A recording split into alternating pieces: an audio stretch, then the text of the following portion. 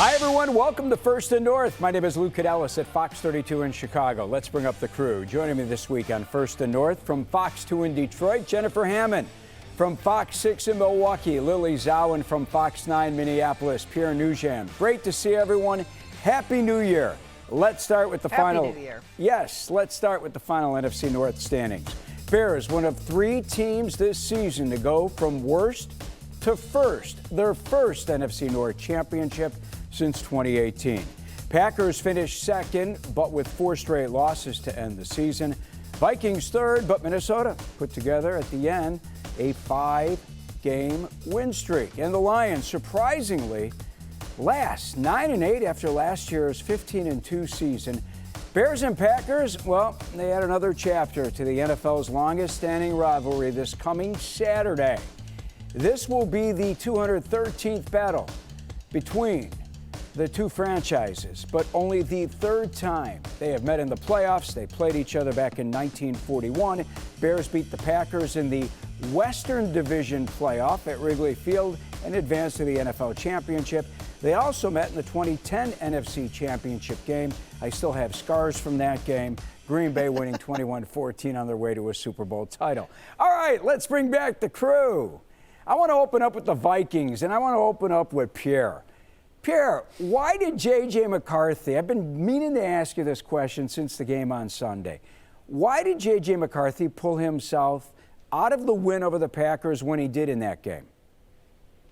I think the pain tolerance got to him, Lou. The pain in the hand, a fracture in his hand. He started out the game. Kudos to him for going out there and giving it a go. We weren't sure if he was going to play in the game leading up to the contest against Green Bay. He did give it a go. Credit to his toughness, but at some point the hand discomfort just was a bit too much. He had to pull himself out of the game. Felt like he wasn't going to be able to contribute the way he wanted to for the rest of the contest. That's why he left the game. All right, I'm glad you set the record straight because I heard someone on the radio and I saw some of the fans on social media taking shot at J.J. McCarthy, so I'm glad you set the record straight. All right, stand by because obviously I have more questions about McCarthy and his future in that town, but I want to hear from Lily Zhao now about the Packers. Lily, Packers didn't play Jordan Love or Josh Jacobs, but they lost again in that Minnesota contest. You think it was the right move because they're going into the playoffs? I get resting the starters, but you're going into the playoffs on a 4-game losing skid. Yeah, I think it's a little bit different if Jordan Love, Malik Willis, Josh Jacobs, those guys they're not going to be 100% at this time of year, but if they were healthier, you can't risk Jordan Love getting hurt. Matt LaFleur said he was available had he been needed to play, had he been the emergency backup quarterback. If Clayton Tune was knocked out of the game, he would not have thrown a football. He'd be passing it off every single snap. So they wanted to keep Jordan Love healthy. I think it was the right decision. You can talk about the rust factor versus just the rest factor with Jordan Love, but I think you have to keep him healthy, which is why we didn't see him in Week 18. The same with Josh Jacobs. The knee. I mean, these are 2 very valuable offensive players. You can't risk those guys getting injured and, a game that really didn't matter at the end of the day. But for the first time, it's going to be fun to watch Jordan Love and Josh Jacobs and Christian Watson and those guys just be as healthy as they can be in a playoff setting. But I think it was the right decision for all those guys to sit and not play. It won't be fun to watch for us Bears fans. I assure you of that. Bears should have put forth a better effort. Not taking anything away from Jennifer Hammond's Lions, but, man, Detroit played like the team that was fighting for the 2 seed last weekend. Bears safety Jaquan Brisker, don't know if you guys saw the comments. He expressed frustration that the Lions out-schemed the Bears, and we all saw that they did. I can't imagine defensive coordinator Dennis Allen too happy about his safety criticizing the team's defensive scheme, but you move on. Monday, Ben Johnson told the media he was happy with his defense. And he referenced that he was happy that the Bears only give up 19 points in that game and really 16 to the final 2 minutes in that field goal. And he's right. Bears offense, though, a bit of a worry. Scoreless again in the first half, 2nd time in 3 games that's happened. And the Lions almost doubled up the Bears in plays, time of possession. Bears are finding out right now it's just not sustainable to wait till the 4th quarter every game to finally get that offense rolling. Now let me bring in Jen because, Jennifer, it's a real credit to Dan Campbell, and I mean this sincerely. It is a credit to that guy and the way his team respects him, that those players, the makeup of those Detroit Lions with nothing to play for but pride, man, they did what they could to deny the Bears the 2 seed. Yeah, they absolutely did. And I'll tell you something, this game was reminiscent of that final game that they played back in 2022 at Lambeau Field when they beat the Packers, knowing right before they went out there that there was nothing to play for as far as a playoff seed. And they just laid it all on the line. This is a team that showed its grit, showed its toughness, and it was really nice to see the offensive line actually come together and perform well, because they had given up so many sacks this season, 36 for Jared Goff, and he had been knocked around and had been off the mark and not passing or playing well, and he had a tremendous game. Give the Bears credit, as you mentioned, Lou, that defense was pretty darn good. They held them to just 1 touchdown. The Lions struggled a little bit in the red zone, but thank goodness that Jake Bates was a heck of a lot better than the Ravens kicker on Sunday afternoon, and he was able to convert on his opportunities.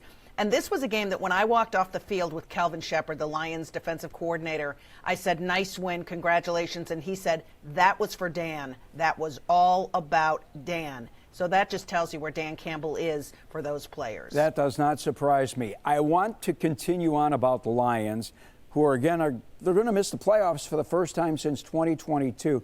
Dan Campbell was asked to grade his performance this season. Not good enough. We didn't get in. I mean, we underachieved, so not good. I would give myself a freaking F. It hurts, but we didn't do enough. We didn't make enough plays. We didn't win enough games. We don't deserve to be in the playoffs. That's just the way it is. We didn't do enough. So hopefully it does sting for us, that when we get back here in off-season workouts and training camp, that we're even hungrier than we've ever been, and hopefully that propels us into next year. I really don't believe we're that far off. There's a couple of things we can do, and I just want to make sure, man, we go after it, man. And I'm not saying we weren't hungry, but let's get that hunger back, and we're going to bring in some guys to compete. That's the thing, man. We need competition in a lot of areas, man, because that brings out the best in players. I'll tell you what, I love that guy's honesty. Yeah. I love his transparency. It's one of the big reasons why fans and media in this town love Ben Johnson, because he learned that from Dan Campbell. Lions opened the season winning 4 of their first 5 games, tanked after that, didn't even win consecutive games, Jen, since that 4 out of 5 start. Was it all about the injuries that they dealt with? I think it was a couple of things, and it's interesting because going into the season, the Lions were one of 5 teams that's on the outside looking in for the postseason that had a better than 50% shot to make the playoffs. I believe they were at 67% chance of making the playoffs going into 2025. A lot of things went wrong. Obviously, the situation along the offensive line, partially because of injuries, but also the loss of Frank Ragnow. That was something that just hit them so much harder than I think they were able to take into account and even start to try to repair from. Also, I think the offensive coordinator situation, the John Morton issue, kind of met ahead, right before that Commanders game when Dan Campbell finally took over the play calling. And he had some good moments as the play caller, but also he had some struggles at time. And takeaways. The Lions just weren't able to get takeaways, and that was primarily because of injuries to their defensive secondary. Without Kirby Joseph, without Brian Branch, those guys are ball hawks. They are the strength of the back end of that defense. And so all of those things together really were what landed them from first to worst in just one season. All right, I want to get back to the Vikings. Minnesota won 5 straight to close out the season, but the 4-game losing streak that started back on November 9th and then continued. Ravens, Bears, Packers, Seahawks, too much to overcome. And Pierre, you had some harsh words. I want everyone to listen. This season is a complete failure. It has been a complete failure. Why? They didn't make the playoffs. Did the second-year quarterback inspire any type of confidence going into next year that he can be a franchise quarterback? No. The free agency spending has been swings and misses outside of perhaps Isaiah Rodgers. For the most part, the free agency signings and the free agency class has been unproductive. We just mentioned a moment ago, you're in cap hell. This season has been an absolute disaster. That was from Fox 9's Vikings podcast, now podcast. And let me bring in Pierre. Pierre, I love the honesty, man. That's what it's all about. Is J.J. McCarthy the starting quarterback when the Vikings show up for OTAs next season, or does he have to fight to be the number one quarterback? And if that's the case, who's he fighting with for the starting quarterback spot? Well, the answer to that question is we don't know the answer to that question just yet. Whoever he's going to be competing with going into next year is currently not on the roster as of right now. Going into next year, as of right now, J.J. McCarthy is the presumed starter. Should he be the presumed starter? That's really up for Kevin O'Connell to answer, and I know he wouldn't give a direct answer when he was asked about it at the end of the game. You assume that he's going to be the starter at this point in time, but you cannot go into 2026 just automatically handing the reins to J.J. McCarthy the way they did leading into 2025. You can't do it. There's nothing that you heard what I just said. There's nothing that J.J. McCarthy did this season. I know injuries are part of the story, but there's nothing that J.J. McCarthy did this season that leads you to believe that he is ready to be a franchise quarterback. He may grow into the role. I mean, we've seen guys like Sam Darnold, who was here just last year. They got off to a rocky start in their careers, but eventually they were able to figure it out. Well, I don't think the Vikings have time to figure it out whether or not J.J. McCarthy is going to be ready going in next season. You either are or you aren't. And if J.J. McCarthy isn't, you have to bring somebody else in that absolutely can do it. Well, Kevin O'Connell knows how to play that quarterback position. Not literally play it, but he knows how to work it. That's for sure. Lily, we'll talk about the Packers' injuries and getting starters back in the next segment, but I want you to listen to Pro Football Talk's Mike Florio. Matt LaFleur, the coach of the Packers, and for that matter, Brian Gutekunst, the GM, they have 1 year left on their contracts, and Ed Policy, the new team president, said back in June they wouldn't get extensions before the end of the 2025 season, and he's also not a fan of lame duck arrangements. So it's been pointing to up or out for both of those guys, and if they make an ugly exit from the postseason against a division rival, that could be the thing that causes the Packers to decide to make a change. So the Bears could deliver the ultimate death blow to the arch rivals by taking them down in such a convincing fashion. The Packers end up in complete and total upheaval for 2026. Lily, if the Bears win big Saturday over the Packers, what are you hearing? Is there a chance LaFleur could get fired? No. I think it would be an overstatement to say if the Bears beat the Packers, Matt LaFleur will lose his job. I don't think that will happen. Yeah, his seat will be a lot warmer, that's for sure. You have to impress your new boss in Ed Policy. And so a loss certainly will not look good, but I don't think that means an automatic Matt LaFleur is out of Green Bay. I think he'll be on notice next season if that's the case. I mean, you cannot have 3 straight years where you only win 1 playoff game. And so I think Matt LaFleur, he will take this game as a big audition for Ed Policy. He knows how important this game is. They've been the 7th seed the last 3 years under him with 1 playoff win to show for it. So there is a lot of pressure on Matt LaFleur, but I don't think if they lose, I don't think that he'll be fired next season. That's just not what I've been hearing here. Fans feel the same way in Green Bay? I think so. Again, only a limited amount of teams make the playoffs every single season. The Packers are perennial playoff contenders. They've made the postseason 6 times out of 7 under Matt LaFleur. A lot of teams would kill to be in this position just to have a chance, right? And so, fans are kind of in agreement. Again, he will be on notice next season if the Packers lose ugly and get bounced by the Bears. But a lot of teams would just love to be in the dance, and that's what Matt LaFleur has delivered for this team. But listen, they're not going to just settle for getting in. They want to win, and they want to win a Super Bowl. And we'll see if that does change this season. I get it. All right, we need to take a time out. Lions and Vikings cleaned out their lockers and maybe without some of their veterans as we get the latest from Bears and Packers as well as we get into the wild card weekend. It comes your way next here on First and North. It's the final word for Chicago sports fans. This is what we wanted to see from the Bears. Chicago Sports Tonight, covering the big plays. Touchdown Bears! And the next moves. Join Lou, Cassie, and Tina. Chicago Sports Tonight, weeknights at 9:30 on Fox 32 Chicago.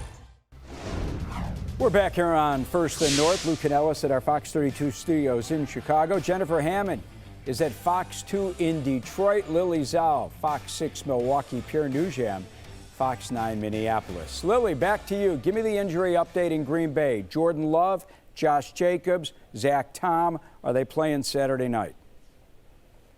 Yes, yes, and yes. The good news is, I think for Zach Tom, he's missed the last couple of weeks. He's an invaluable right tackle. We saw what happened the last time Jordan Love played in Chicago, got that concussion, so he needs all the protection up front he can get. Zach Tom will be a big boost for this offensive line and the offense. He is expected to play. This will be the first time really in the last month where Jordan Love, Christian Watson, Josh Jacobs, and Zach Tom will be available to play. So this will be the Packers offense at its best, and that's going to be fun to watch. But yeah, those guys should be available on Saturday. Bears defense better be at its best. What do you expect, speaking of defense, what do you expect from the newcomer from the Dallas Cowboys, Trayvon Diggs? Yeah, it's kind of crazy to say that Trayvon Diggs, who was claimed off waivers on New Year's Eve, got to Green Bay on New Year's Day, could potentially be starting against the Bears on Saturday. Listen, they are short at that cornerback spot. Nate Hobbs, one of their starters, put on season-ending IR. I don't think he's coming back.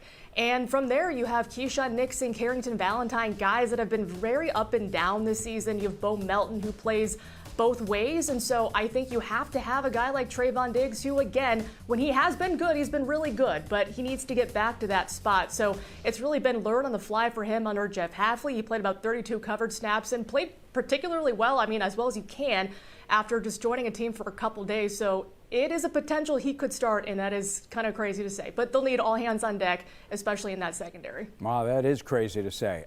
Bears hoping to get nickelback Kyler Gordon back. He was placed on injured reserve before the Browns game, missed the mandatory 4 games against Cleveland, Green Bay, San Francisco, Detroit. And Detroit, yeah, they needed him in that Lions game. What can the Bears honestly expect from Gordon? That's another question.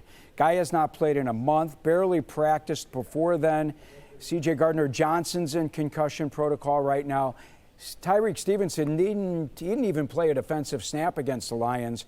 And Jalen Johnson still not back to his Pro Bowl form. And Jordan Love, you just heard it from Lily. He is healthy, locked and loaded, and ready to throw the ball all over Soldier Field. Rome Odunze, still questionable. He better play. He was jumping up and down on the sideline at the end of that Lions game. And the Bears need him. They need all the firepower they can get, especially with Green Bay getting healthy on offense. Something tells me we may have a high-scoring game on Saturday night. Pierre, Matt Eberflus fired as defensive coordinator in Dallas. Raiders are looking for a head coach. What do you think? Defensive coordinator Brian Flores leaving the Vikings? That is the million-dollar question we are all asking ourselves here in Minnesota. I know head coach Kevin O'Connell spoke on the matter not long ago, saying he absolutely would love to keep Brian Flores here in Minnesota, but the question is going to be how much. So if they can negotiate a deal to keep him in Minnesota, that is absolutely what Kevin O'Connell wants, and I know that Kwesi Adolfo-Mensah wants that as well. So the absolute number one priority is to keep Brian Flores in Minnesota. If they get outbid by somebody else, that might be an entirely different story. So right now I would say it's on the fence, but we know that Brian Flores likes the area. He's done great work here with the Minnesota Vikings. Everyone is hoping that he stays, but if a better offer comes his way, I have no doubt that he's going to take it. All right, we will be watching. Dan Campbell wouldn't reveal what changes he'll make with his coaching staff. He didn't want to say anything yesterday. But what do you think? Is he going to hire a new offensive coordinator and possibly a defensive coordinator as well? My hope certainly is that the first thing that he tries to tackle in this offseason, Lou, is the offensive coordinator position. I think that the days are numbered with John Morton, maybe even on this staff at all. There were some reports that he maybe had kind of lost the locker room midway through the season, and that's why Campbell was forced to make that decision. But then there's another school of thought that Dan Campbell looks at this position and says, hey, when my offense plays so well, I'm just going to lose my offensive coordinator, just like Ben going to Chicago and guys, moving on for other head coaching positions, as they tend to do in the NFL when they have great success as coordinators. So perhaps for him, maybe he refines his play calling and works on it on the offseason and goes into next year trying to do that and divvying up some of the other game day responsibilities to his staff. And maybe he sticks as the play caller because he knows he's not going anywhere. He's going to be the head coach of the Detroit Lions until Sheila Ford Hamp no longer even wants him here, which I can't imagine will be anytime soon. So it will be interesting to see how this all plays out. I would like to see Dan Campbell focus on what his superpower and strength is, and that is head coach of the Lions, working on the game time decisions and finding somebody else to come in as OC. All right, Jen, I'm going to get it right back to you, but I wanted to mention this about the Bears because their biggest concern right now, I get it, is the Packers. But since we're talking about coaches on the move, there are already reports that the Bears are bracing themselves for a potential raiding of Ben Johnson's staff in Chicago. Assistants such as defensive backs coach Al Harris, quarterbacks coach J.T. Barrett, running backs coach Eric Bieniemy, and offensive coordinator Declan Doyle may be, I don't know, not flirting. I wouldn't imagine those guys flirting for new jobs, but teams want to talk to them. Now let me get back to Jen. Taylor. Yeah, I was going to say, and actually, go ahead. Bieniemy, sorry to interrupt, Lou. Bieniemy was one of the names I think that was on a short list to potentially come to Detroit as OC. So, thus are kind of the negatives of success. Your coordinators get plucked from your staff to go other places every season when you win. Interesting. Jen, listen to this. Taylor Decker, Dan Skipper, emotional after that win over the Bears, talking about retirement. I don't have an exact timeline on it. I would imagine it's going to be a couple months. I want to make this decision moving forward informed, and I don't want to make it emotionally, because if I make it emotionally, I already know what the answer is going to be. But it's a massive decision, and it's not only about me. It's about my kids. I'll get emotional about that, but Man, this might be the last one. Comes a time with all of us that we're done. And I got some medical stuff that might push me out. So. You were the one doing those interviews, right? I was, and I even get a little bit emotional right now seeing it over again. It was a really emotional locker room, and I actually went out onto the field after the game and walked off with TD and just wanted to kind of take the temperature, if you will, of where he was and see what his emotions were like. But from the start of that game, I had a great sense that was maybe his last game in a Lions uniform. He broke down the huddle, which is something that typically Penei Sewell does, gets the guys fired up. He is definitely the rally crier at the beginning of every game. But it was Taylor Decker doing it because Sewell was out on Sunday. But I also think it's because that may have been TD's last game. He spoke twice to the team, and afterwards you saw the emotions, very raw. He has been in this organization for 10 years, but the things that he went through physically to just get himself to game day. He missed practice towards the second half of the season. Maybe he practiced once, limited each week. But he has had so many, PRP, the plasma replacement, injections, cortisone shots, infrared heat, those oxygen beds. I mean, I can't even do it justice what he goes through just to get himself ready to play on game day. I think that his body may just not allow him to continue. And he did say, in all honesty, he and both Dan Skipper need to consult with doctors and medical professionals many weeks from now just to see where their bodies are and if it's even a potential to come back for 2026. Jen, great work inside the locker room. Minneapolis was Sunday the last game for Harrison Smith and C.J. Ham. It's been a pleasure. I know the year didn't go how we envisioned, but there's a lot to build off, like Coach says. It's been a hell of a ride. I really wish we could keep it going. Like, I think we're really hitting our stride right now. Just keep that going into the offseason. As long as you got air in your lungs and a heartbeat in your chest, never say die.